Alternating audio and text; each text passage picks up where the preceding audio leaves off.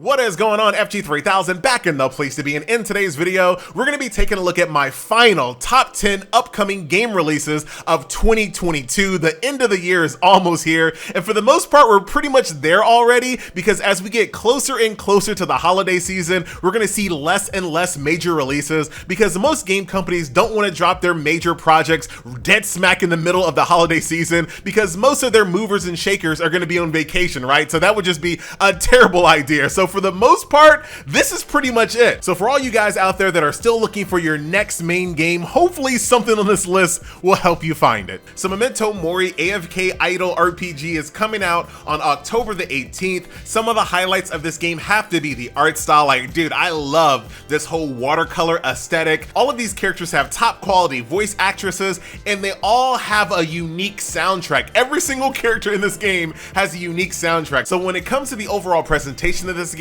a lot of the focus has been dedicated to the visual and the audio aspects of the game. Now, where it kind of falls flat for a lot of people is that in combat, it's just two live 2D models jiggling and gyrating back and forth at each other. So combat leaves a lot to be desired, but I'm still definitely on the lookout for this game. We will be giving this one a try. Memento Mori comes out on October the 18th. So the next game up is Summoner's War Chronicle. Now, we don't know the exact release date, but we do have a release month. So it's coming out in November. What date? I don't know. But this is the second spinoff of the iconic Summoner's War franchise, this time in the form of an action RPG with a heavy focus on monsters and pets that you can collect through the gacha, evolve them, things of that nature. Now, as far as like the minute-to-minute gameplay, I haven't actually played this one, but it's definitely giving me some like Ni no Kuni vibes. So we're gonna have to see, is it gonna be more action RPG focused, or is it gonna be more Ni no Kuni focused, where it's like, yeah, we're an action RPG, but for the most part, you're gonna be playing this game on autoplay? That remains to be seen. But they've been working on this game for so many years, so you would have to imagine they've seen so many by-the-numbers autoplay games of this type come and fail. You're hoping they're gonna be doing something a little bit different, but once again, the video that we've seen so far doesn't really paint that picture as far as I can tell. Like I said, it looks like Ni no Kuni with the Summoner's War skin, but I would love to be pleasantly surprised. Like I mentioned, this game is coming out in November and will of course be there day one. Next up on the list is Torchlight Infinite, and the release date on this one is right around the corner. This one comes out on October the 12th. Now, I did play a previous beta of this game on my cell phone, and I thought it was all right. Visually, I love it, like this whole kind of like, you know, Warcraft or League of Legends kind of feel. I do love the aesthetic. I like the presentation. The combat for me still left a lot to be desired. It just didn't feel as connected as this game's predecessors, such as Diablo Immortal and the upcoming Undecember. I felt like both of those games had more of a visceral impact and feel in the combat versus Torchlight Infinite, but I still want to give this one a try because this year I was really in the mood for a top-down action RPG experience, and Diablo Immortal didn't quite scratch that itch. You know what I'm talking about? Like Diablo Immortal came into my room in the middle of the night, touched me, and just walked away, left me all turned on and stuff and unsatisfied. You know what I'm talking about? You know what I'm talking about? Y'all know what I'm talking about? So Torchlight Infinite, we'll definitely give this one a try, coming out on October the 12th. Also on the same exact date, October the 12th, Undecember, another top-down action RPG is releasing. Now, compared to Torchlight, right?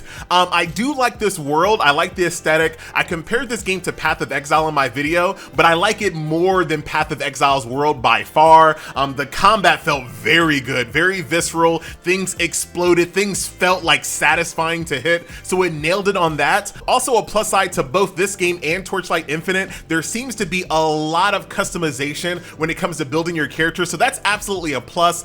The only negative that I felt on Undecember is it just kind of felt like I've done this before. Like, I didn't see anything that was super stand out. I just saw like a really competent yet basic action RPG experience, but this is the game that I'm opting to stream on October the 12th. So October the 12th, when this game goes live, we will be streaming it. Can't wait to give it a try. Undecember. This next game is called KnightCore Kingdom, and it comes out on October the 20th. Straight up, I don't even know what this game is. Like legit, I have no idea what's going on. I don't know what the minute-to-minute gameplay is like. I don't really even know what genre this game is, but I'm kind of interested. Like, something about the game's visuals and what's going on with these grids and whatnot just has my attention. So whatever this game is, I'm looking forward to playing it on October the 20th. KnightCore Kingdom. So next up, releasing right alongside Memento Mori on October the 18th is Marvel Snap. This is a card-based battler, right? This is for people that like Marvel and are looking for a card game that's considerably faster paced than the card games are out there. I know there's a lot of people out there that absolutely love card games but hate getting stuck in a game for like 40 minutes where you're waiting for your opponent to unleash this massive combo. So Marvel Snap is the type of game where it's designed from the ground up to be a lot more faster paced, where you can get a lot more matches in at once, and you're not going to be stuck in a game that you feel like you're losing or you feel like you've lost control of for very long. And we'll see if that's a winning combination when this game comes out on October the 18th, Marvel Snap. So the next game on the list is Girls Frontline Neural Cloud, and the best way to describe this game is that this is Labyrinth Mode, the video game. So this game decided, you know what? Why make the Labyrinth Mode a separate gameplay feature when we can make it the gameplay feature? So every single time you defeat a campaign stage in this game, it's just like a Labyrinth Mode, right? So you get a buff, you get to sell buffs, you get to upgrade buffs, you have a certain type of currency that you can use to buy buffs. So when you're making your way through the campaign stages on your way to fight the final chapter boss, it's up to you to use a combination of all of those RNG buffs and upgrades to make sure that your team has the best chances of winning when you fight that boss. And dude, I am here for it. Like, something about that is just really attractive to me. This is gonna be a game where you really can't use guides because you really can't predetermine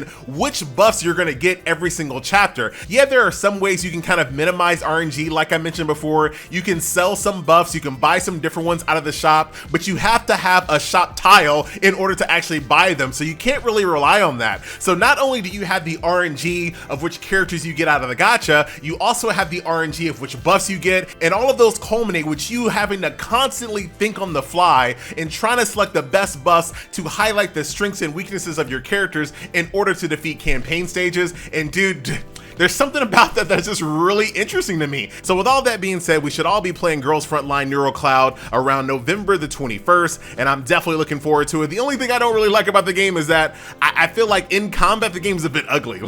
like straight up, that's the best word I could use. The game's a little ugly, a little bland, a little sterile when it comes to combat, but I think the gameplay should make up for it. Hopefully, maybe, we'll see. So next up is Nikke Goddess of Victory, pretty much guaranteed to come out here in 2022. There is a lot of speculation that this game's exact release date is right around November the 1st, but I ain't got no facts to back it up. But speaking of backing it up, there's a lot of people out there that I think are sleeping on Nikke, that they think it's just a booba and booty simulator and nothing much other than that. But dude, I had so much fun in the boss encounters in this game. They were actually decently challenging as well, and I really hope this game surprises us as we get closer to the release date. Like, this game deserves to be in landscape. Do they just hate money?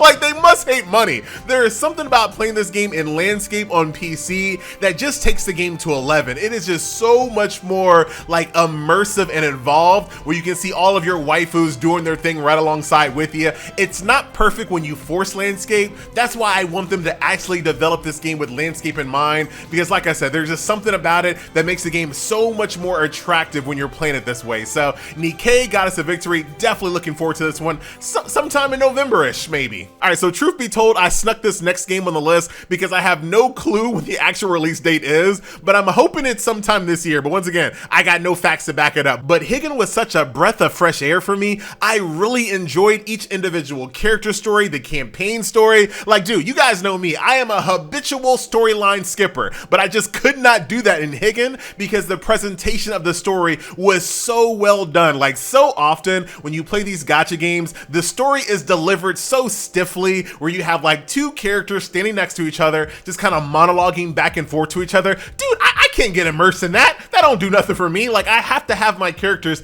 actually animated and showing what they're talking about, showing what they're doing. And the story in Higgin actually does just that. The story is delivered like a mini anime, for example. So it's so much easier to kind of pay attention and follow along when you can actually see what's happening in the scene, because it's actually happening in the scene. So Higgin, I cannot wait for this game. Gonna be released one of these days. And then last but not least, the number one game that I'm looking forward to here in 2022, surprising absolutely nobody, is Path to Nowhere, an upcoming hero collector tower defense game with some really awesome aesthetics and unique ideas. Like, every single character that you summon in this game is actually a prisoner that you shackle to do your bidding. Like, I've never seen anything like that before. It also brings a unique twist on the tower defense genre where you can move around your characters without having to redeploy them. So to kind of give you guys a made-up scenario, think about a situation where you have one tank that you can kind of move around the field where you need him, right? Let's say you need a tank in the back, so you move him to the back, you move him to the front, you move him to the side, and you can do all of that at will as long as you don't exceed your amount of moves per stage, which I think opens up the door strategy-wise for all types of different types of strategies to defeat cons in this game. So definitely looking forward to Path to Nowhere, the number one game I'm looking forward to in 2022. I know the next question has got to be, are any of these games going to be SS tier worthy on the tier list? No. No, not even Path to Nowhere. The game that I'm most excited for, probably at max, is going to be an S, but that doesn't mean the game isn't main game worthy, and I cannot wait to play it. Once again, my name is FG3000, and I'll see you guys in the next video. I'm out.